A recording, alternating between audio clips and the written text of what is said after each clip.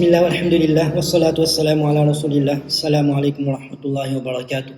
Bienvenue à toutes et à tous pour cette série d'interventions au sujet du croyant serein, plein d'aspiration au milieu d'une société instable.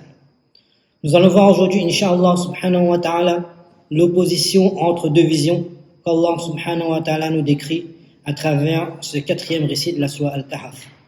Avant de continuer notre intervention, nous vous invitons donc à apprendre le support qui vous a été partagé lors de la validation de votre inscription. Et si vous ne l'avez pas encore, vous pouvez le télécharger à travers le lien qui se trouve dans la description de la vidéo. Quatrième récit de la Sourate Al-Kahf, ou le récit de Dhul Qarnayn. Dhul Qarnayn, ou l'homme aux deux cornes. Qui est cette personnalité? Encore une fois, nous n'allons pas entrer dans les détails, nous allons nous concentrer sur notre thème. L'opposition entre deux visions.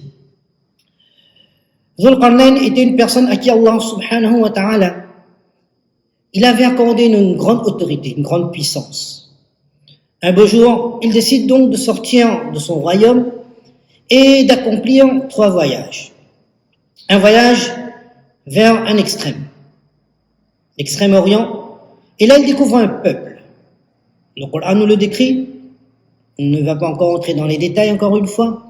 Et là, Allah subhanahu wa ta'ala nous rappelle il rappelle à ce peuple. Ce peuple, apparemment, ne croyait pas en Allah subhanahu wa ta'ala. Et Allah subhanahu wa ta'ala lui donne cette opportunité d'expliquer, de raisonner ces personnes. Et ensuite de prendre une décision quant au devenir de ce peuple, de son agissement et de son action-réaction vis-à-vis de ce peuple. Il continue son voyage vers maintenant l'extrême occident. Là, il trouve un peuple qu'Allah subhanahu wa ta'ala décrit encore une fois, qu'il n'y avait rien entre eux et le ciel. Quelle est la réalité de ce peuple?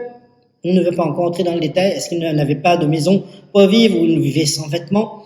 Beaucoup d'explications ont été données par rapport à la description que nous donne le Coran. Là aussi, il raisonne le peuple et il continue son voyage. Troisième destination que le Coran ne nous mentionne pas. Il arrive auprès d'un peuple qu'Allah subhanahu wa ta'ala, il nous fait comprendre que ce peuple ne comprenait rien de ce qu'il disait. Tant peut-être au niveau de la langue, mais tant au niveau de la capacité intellectuelle. Il ne pouvait rien comprendre.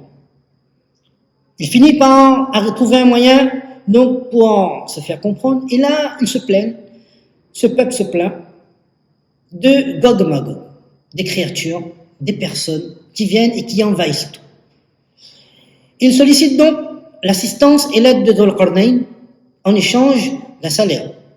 Dhul Qarnayn refuse le salaire et il demande à ces personnes-là de l'aider dans la construction d'un muraille entre 2 montagnes. Chose faite, ensuite Dhul Qarnayn rappelle à ce peuple, Hada rahmatun min Rabbi, tout ce que j'ai fait en réalité n'est que la miséricorde d'Allah subhanahu wa ta'ala. Mais arrivera un temps, lorsqu'Allah ta'ala il voudra, Allah subhanahu wa ta'ala il anéantira ces murailles et ces personnes déferleront. Donc voilà en gros le récit de Dhul Qarnayn. Avant de commencer l'explication vraiment par rapport à notre sujet, notre thème, encore une fois ce récit est rempli d'enseignements de la part d'Allah subhanahu wa ta'ala. Première chose, Allah subhanahu wa ta'ala nous dit que inna makkannahu fil ard, qu'Allah ta'ala lui a accordé donc l'autorité sur terre. Une autorité, non seulement l'autorité, mais la force d'exercer son autorité. Plusieurs explications.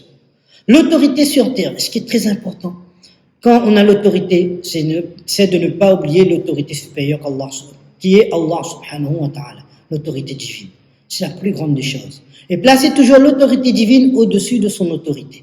Inna makkanna lahu fil ard. Puis Allah subhanahu wa ta'ala nous fait comprendre quelque chose qui est extraordinaire. Vraiment, le Coran est tout simplement magique, magnifique. Et au-delà du fait d'être magique et magnifique, c'est vraiment un miracle. C'est un miracle du prophète sallallahu alayhi wa sallam, un miracle venant de la part d'Allah subhanahu wa ta'ala. 3 voyages. Pour nous montrer que le dîn, c'est un équilibre. Un équilibre dans plusieurs domaines. Entre le spirituel et le temporel, mais aussi entre les droits des créatures et les droits d'Allah subhanahu wa ta'ala, le droit du créateur. Ne pas considérer un des droits, c'est être dans un extrême. Ne pas considérer un des aspects, c'est entraîner un déséquilibre qui ne fait pas partie de la sunna. les enseignements de Rasulullah sallallahu alayhi wa sallam. Allah subhanahu wa ta'ala nous montre qu'en fait l'équilibre, il est tant dans le matériel que dans le spirituel. Il faut avoir un équilibre. Zul Qarnayn est une personnalité qui avait un lien spécial avec Allah subhanahu wa ta'ala. Inna maktanna, comme on avait dit, le verset qu'Allah il lui a donné, Allah attribue ce don de sa part. Première chose. Mais c'est pas pour autant qu'il a oublié les créatures d'Allah subhanahu wa ta'ala. Donc délaisser le matériel et aller dans ce sens et croire, se consacrer à l'apparemment spirituel. Je dis bien l'apparemment spirituel parce qu'il n'est pas réellement spirituel celui qui délaisse tout le matériel. Donc ça aussi un extrême. L'autre extrême, c'est se concentrer uniquement sur le matériel et aller dans ce sens et oublier le sens de la vie. Ça aussi c'est un extrême. L'autre extrême, c'est penser uniquement au droit d'Allah. Je lis le Coran, je fais le dhikr, je fais les tasbihat, je fais mon jeûne, mes jeûnes, etc. Mais j'ai oublié les créatures d'Allah. Oublier les créatures d'Allah, c'est non pas seulement les croyants, c'est aussi les non-croyants. C'est non pas seulement les êtres humains, mais c'est toute la création d'Allah subhanahu wa ta'ala. Tout l'environnement, toute la planète. Que ce soit humain, les créations de l'être humain, l'animal, le végétal, etc., etc. De la même façon, se consacrer uniquement aux droits des créatures. Que moi, j'ai de bonnes relations avec les personnes. Comme le prophète nous a enseigné, bonne relation avec ses proches, ses parents, ses voisins, son entourage. Et pour moi, c'est suffisant. Donc, c'est pas la peine pour moi d'accomplir la salat. C'est pas la peine pour moi de lire le Coran. L'objectif, c'est que j'ai compris le message du Coran, mais la lecture du Coran n'est pas importante. Ça aussi, c'est un extrême. Donc, Zul Qarnayn Allah nous montre à travers ce récit de Zul Qarnayn l'équilibre. L'équilibre est important dans tous les domaines. Zul Qarnayn, donc, il a amené 3 expéditions. Première expédition, on va résumer rapidement. On peut prendre ces expéditions dans plusieurs sens. Première expédition, c'est dans le spirituel. On a l'impression que ces personnes-là avaient délaissé le spirituel. À travers les mots qu'Allah utilise, les versets qu'Allah il cite dans le Coran, c'est que ces personnes ont oublié le spirituel. Alors, Zul Qarnayn y raisonne. Non, attention. Il y a le matériel, effectivement, mais il y a le spirituel.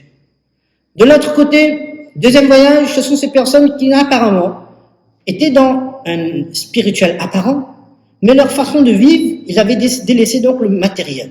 Rien entre eux et le ciel. Pour eux, il n'y avait pas d'importance de vivre dans une bonne maison, Pas d'importance d'avoir de bons vêtements, de se couvrir pour vivre, voilà. Deuxième et troisième, c'est la protection des personnes. Ou encore, le premier voyage, c'est la protection de la santé spirituelle. Deuxième voyage, la protection de la santé mentale. Et troisième, c'est la protection de la personne. Où ces personnes-là, ils demandent à Zul Qarnayn de les protéger. Rien à voir avec le dîn. Et là, ça n'a rien à voir directement avec le dîn. Pourquoi? Parce que quand on n'est pas serein, on n'est pas tranquille, on n'est pas en sécurité, alors on ne pourra pas exercer ses responsabilités. On ne pourra pas mener à bien ses responsabilités, tant dans le domaine temporel que dans le domaine spirituel et religieux. Donc, très important. Ces 3 voyages de Zul Qarnayn nous montrent d'une part que le croyant. Allah nous montre, et d'ailleurs, Zul Qarnayn n'était pas prophète.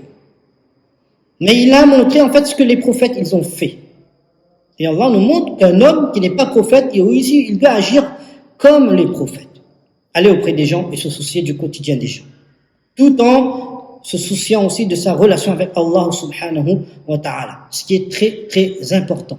Donc, Zul Qarnayn, Allah lui avait donné beaucoup de qualités, beaucoup de compétences. Mais le croyant, comme Zul Qarnayn, il met ses compétences au service de la création d'Allah subhanahu wa ta'ala pour plaire à Allah subhanahu wa ta'ala.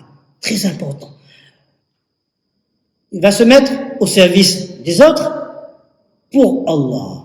Il ne va pas se retirer des autres parce qu'il est. Il va se mêler aux autres parce qu'il est, donc parce qu'Allah lui a confié une responsabilité.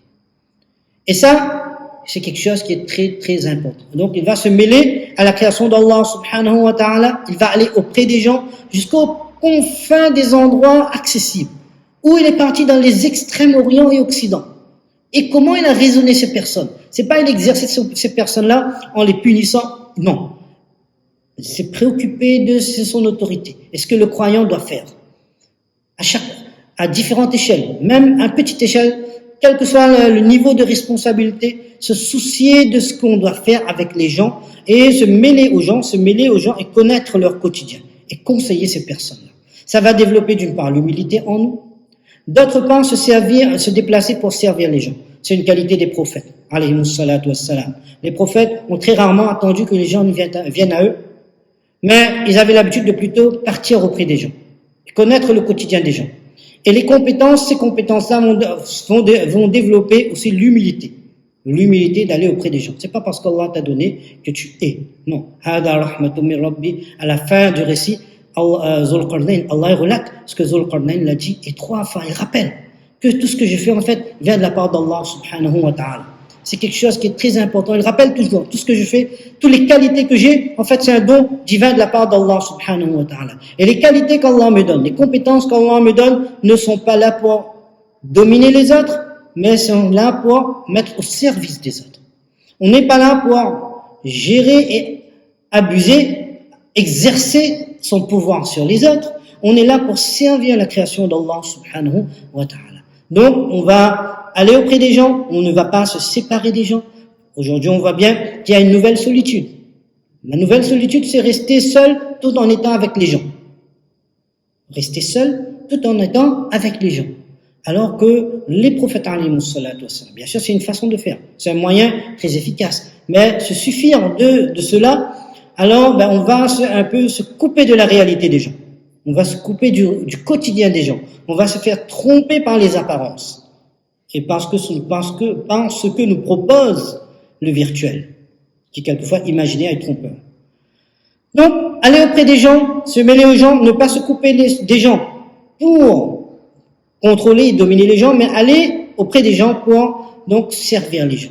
Lorsqu'il y aura cet équilibre, on voit bien que Zulqarnain c'était quelqu'un de très lié avec Allah subhanahu wa ta'ala, mais il était très lié avec les créatures d'Allah subhanahu wa ta'ala. Il a gardé cet équilibre entre ce qu'on appelle le spirituel et le matériel, ce qu'Allah lui a donné comme pouvoir, comme puissance, pour le service, pour se mettre au service de la création d'Allah, avec le spirituel, quelqu'un de le spirituel, autant sa relation avec Allah, autant sa relation avec les créatures d'Allah subhanahu wa ta'ala, et ce qui amène de la part d'Allah subhanahu wa ta'ala une protection extraordinaire qui s'est concrétisée à travers ce muraille qu'il a construit et que lui-même il a dit, voilà, c'est une protection de la part d'Allah subhanahu wa ta'ala jusqu'à ce qu'Allah ta'ala le décidera.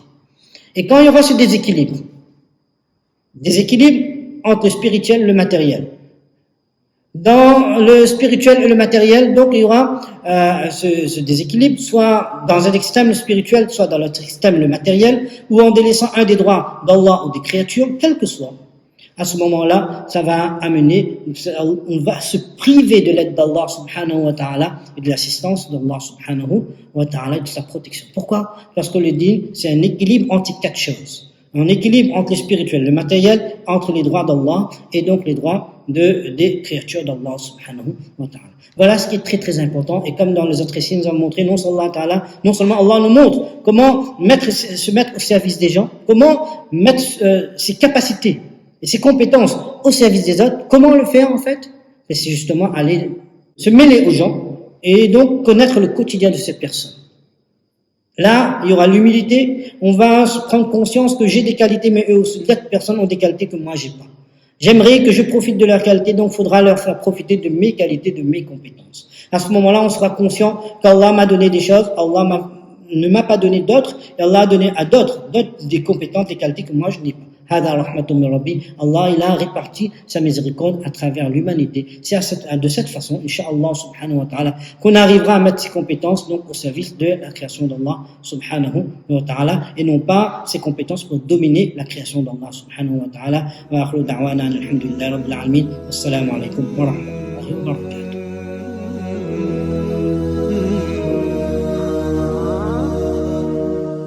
ذكر وموعظة ونور فيه شفاء للصدور وشفيعنا يوم النشور